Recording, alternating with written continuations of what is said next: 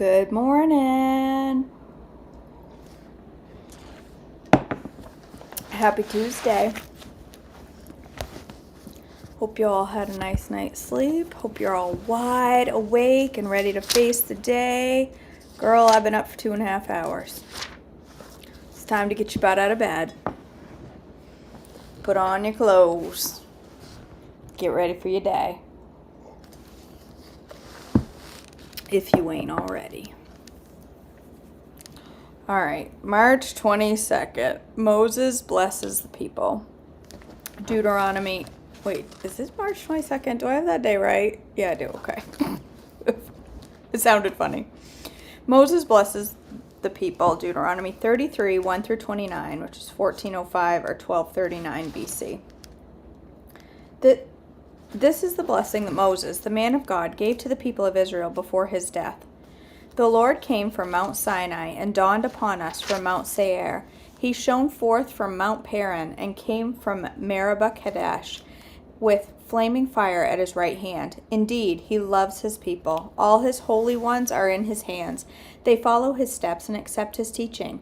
Moses gave us the Lord's instruction, the special possession of the people of Israel. The Lord became king of Israel when the leaders of the people assembled, when the tribes of Israel gathered as one.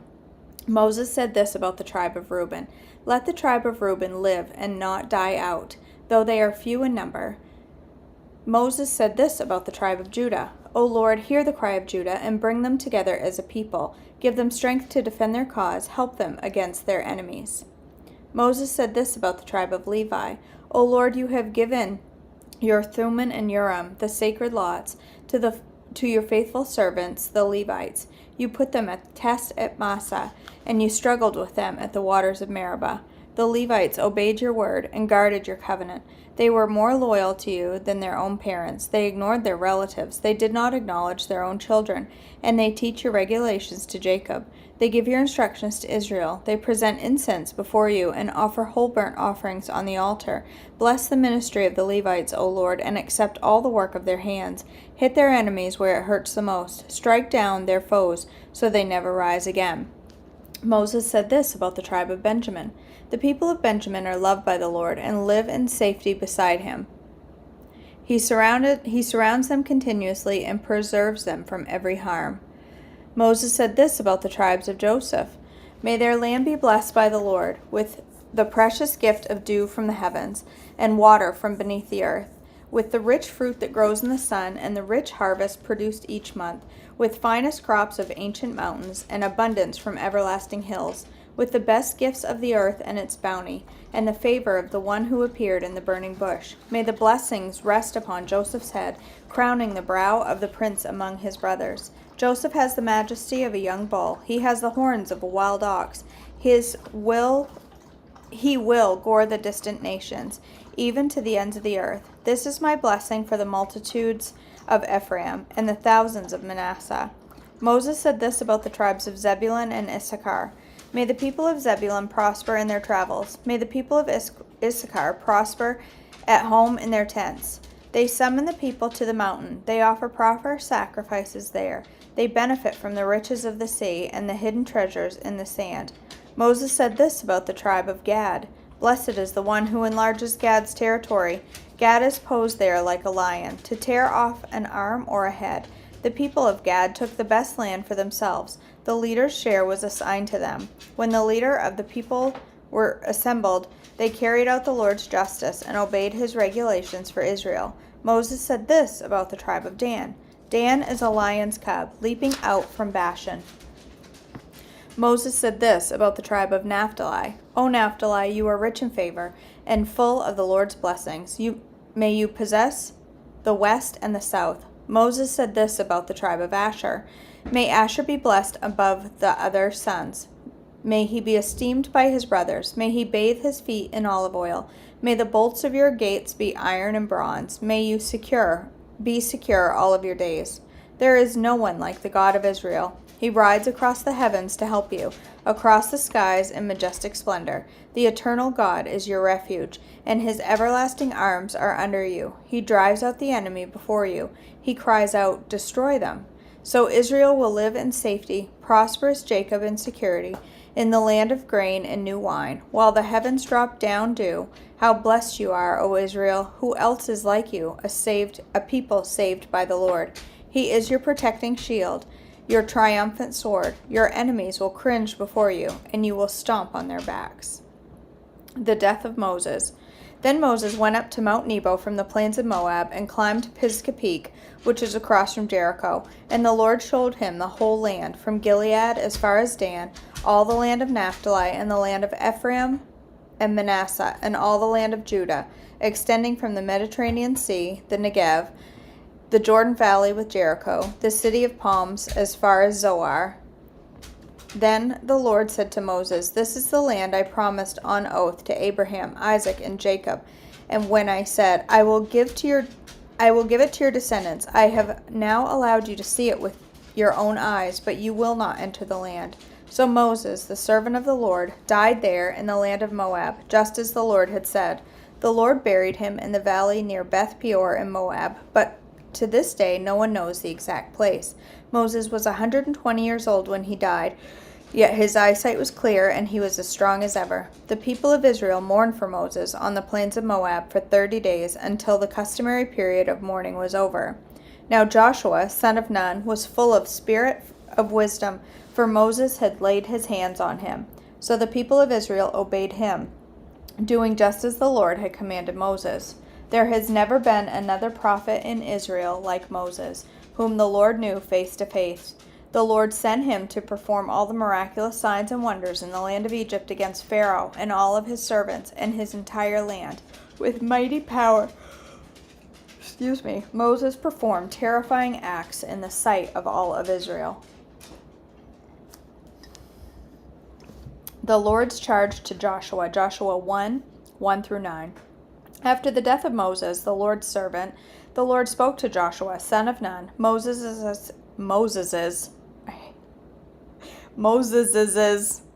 assistant. He said, Moses, my servant, is dead. Therefore, the time has come for you to lead these people, the Israelites, across the Jordan River into the land I am giving you. I promise you what I promised Moses. Wherever you set foot, you will be on land I have given you, from the Negev wilderness in the south to the Lebanon mountains in the north, from the Euphrates River in the east to the Mediterranean Sea in the west, including all the land of the Hittites. No one will be able to stand against you as long as you live, for I will be with you as I was with Moses. I will not fail you or abandon you. Be strong and courageous, for you are the one who will lead these people to possess all the land I swore to their ancestors I would give them. Be strong and very courageous. Be careful to obey all the instructions Moses gave you.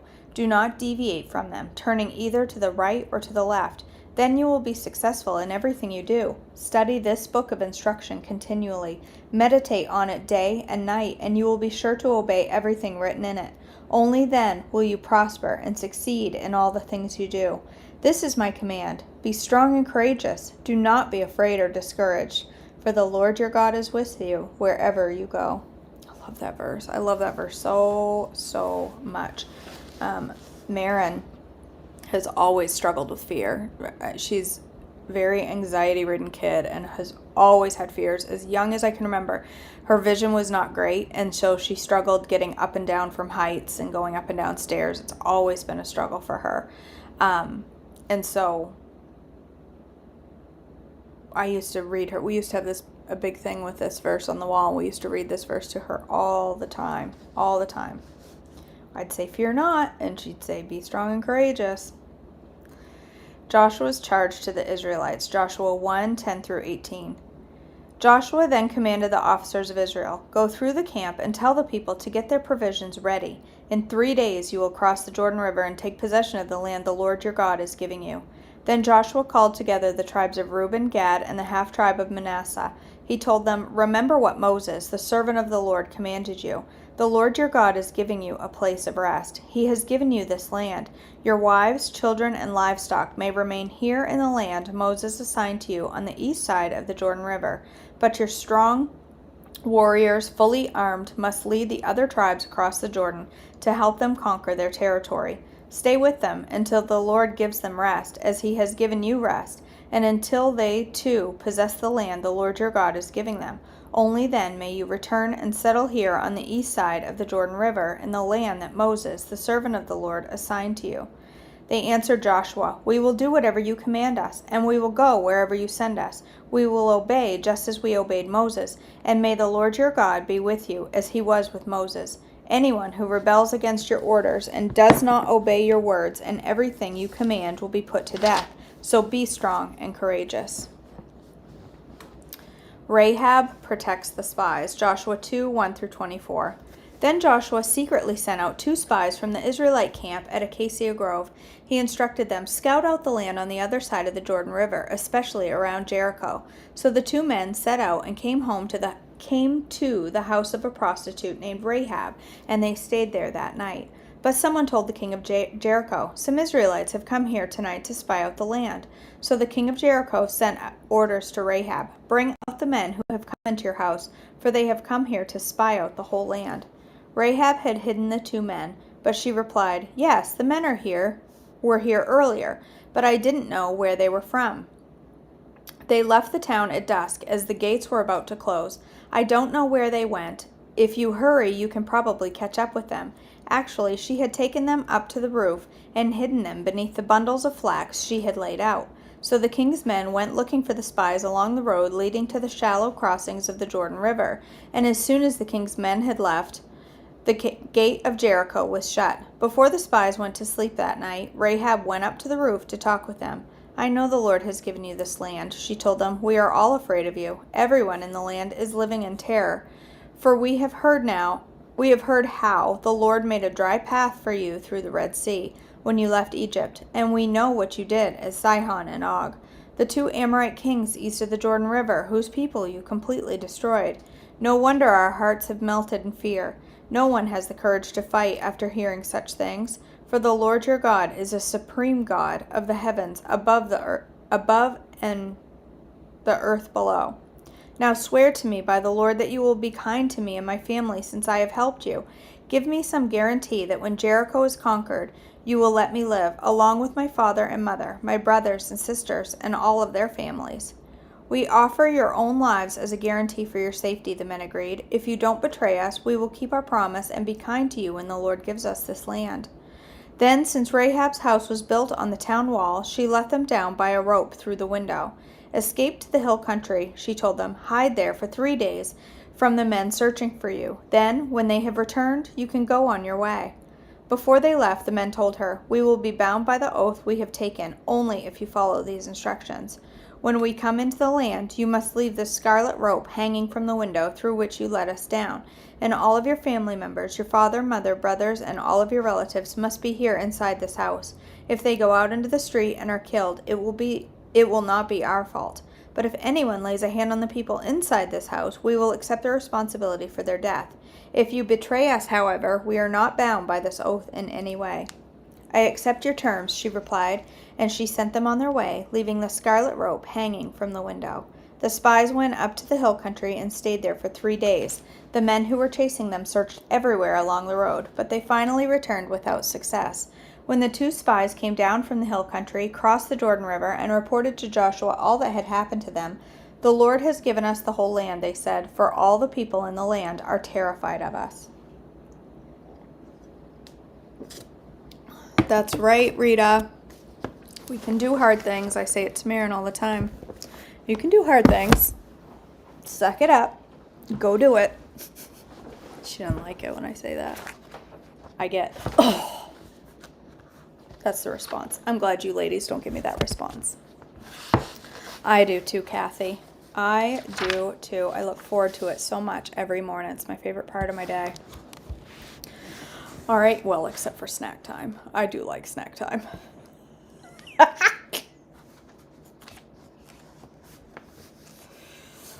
All right, day 81. Do you finish your meal? Please tell me she is not going to tell me not to finish my meals.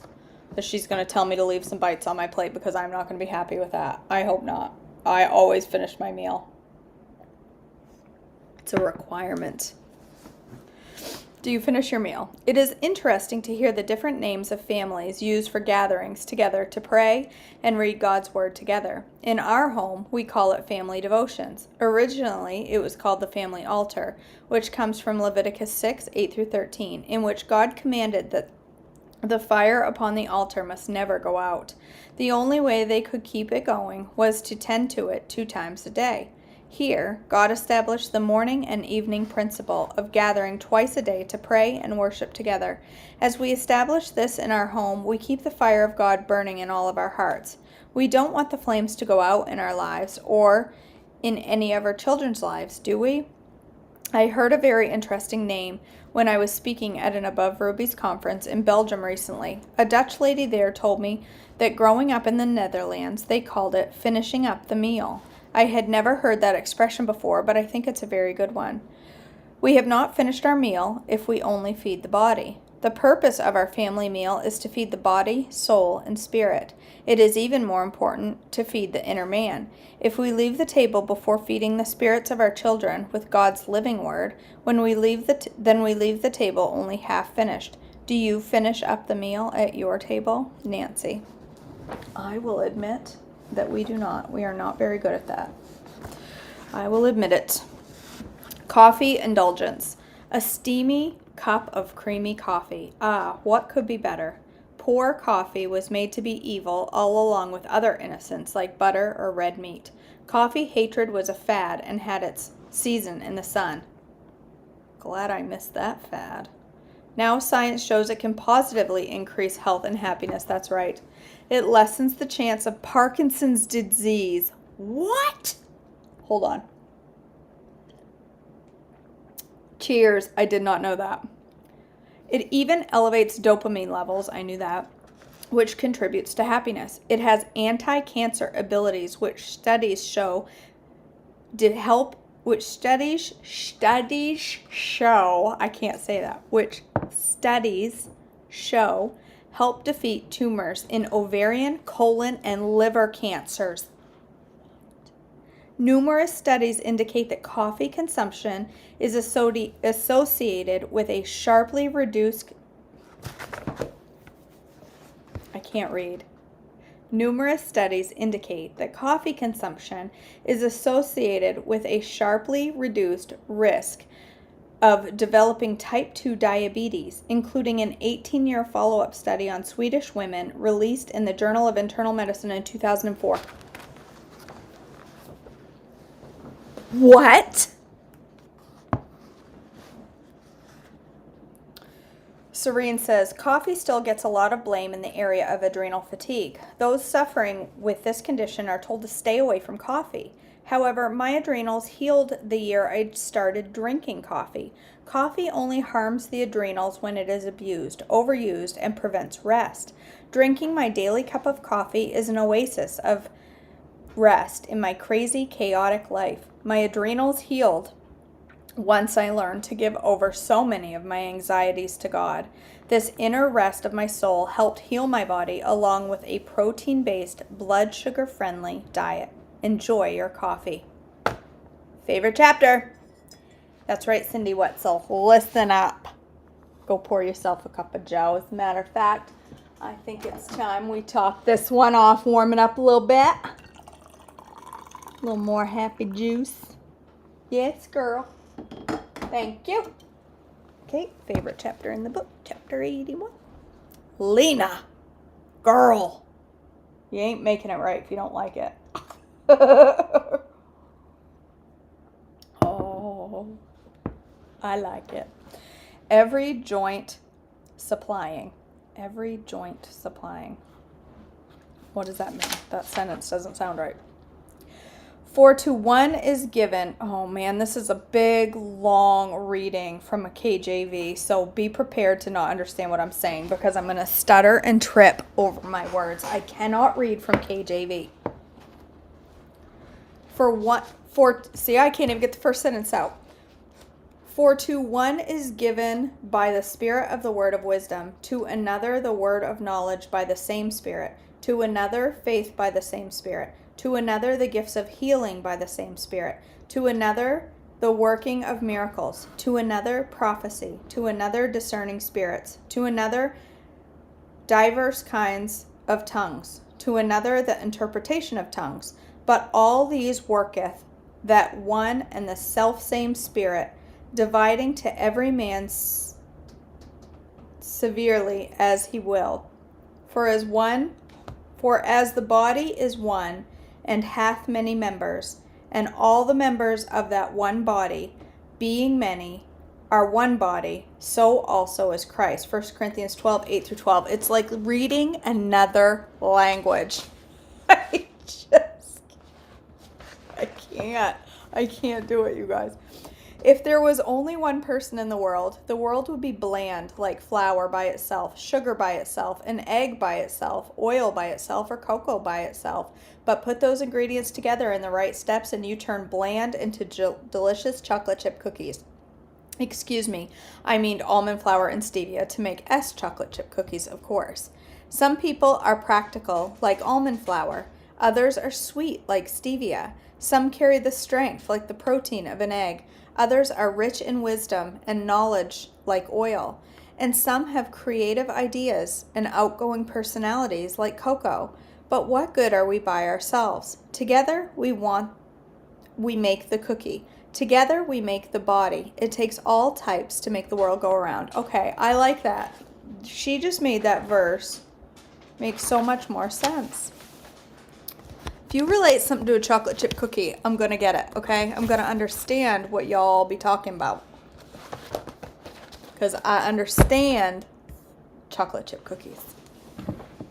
Speaking of chocolate chip cookies, that was a really bad transition because my next sentence has absolutely nothing to do with chocolate chip cookies.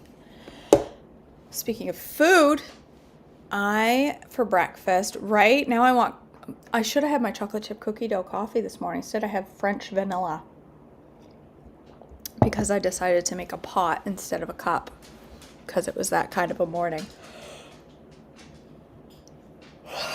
For breakfast this morning, am making a fuel pull banana shake. That is what I'm making this morning. Started out with vanilla bean, then I changed it to kefir, then I changed it to kefir banana. Maybe kefir. I have to smell my kefir. I don't know if my kefir's any good. My kefir's been in my fridge for a while. I need to check it and make sure it's still kefir and not something else. And if it is something else, then we will have it without kefir. So, okay. Thanks for joining me for devotions this morning. There's a good group on this morning. Gosh, I love having people join for devotions. It is a huge blessing to me to see everybody on here for devotions. What did Sherry say? I saw Diet Coke. I was a Diet Coke addict and started drinking coffee after diagnosis of diabetes. That's because Diet Coke wrecks your organs. I am convinced that I had aspartame poisoning once. I had aspartame poisoning once. And I am convinced that a lot of my issues with calcium buildup in my joints and tendons that have had issues and ripped rotator cuffs and this possible ripped tendon in my hip, I am convinced that not only has that been attributed to weight, but that is attributed to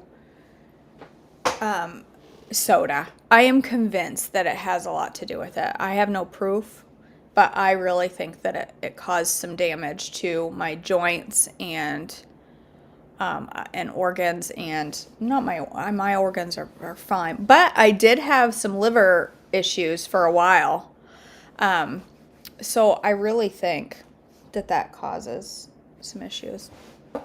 Oh, thanks, Laura. I love it. I love having devotions with a group of women. There is power knowing that there are a group of women all over the country and some all over the world that are joining together in the Word of God at the same time together. I feel like God blesses that. There is power in that when we all come together and spend time in His Word as a group. I love that. I love it.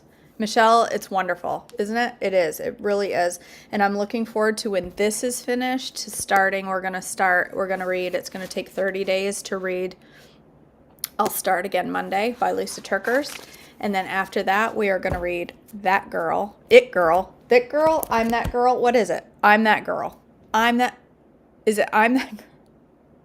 It's That Girl? I'm That Girl. I'm That Girl. The Trim Healthy Mama book, whatever it's called, I think it's called I'm That Girl. We're going to read that together, and it is going to change all of our lives together. I believe it in my soul. Okay? All right, you guys. I'm going to go let the dog out because he's asking. Yes, I'm that girl. Thank you. And then I'm going to come back on and I'm going to make a banana shake filled full of veggies and deliciousness and no bananas. All right? I love you all, and I will see you hopefully for breakfast. If not, I'll see you tomorrow for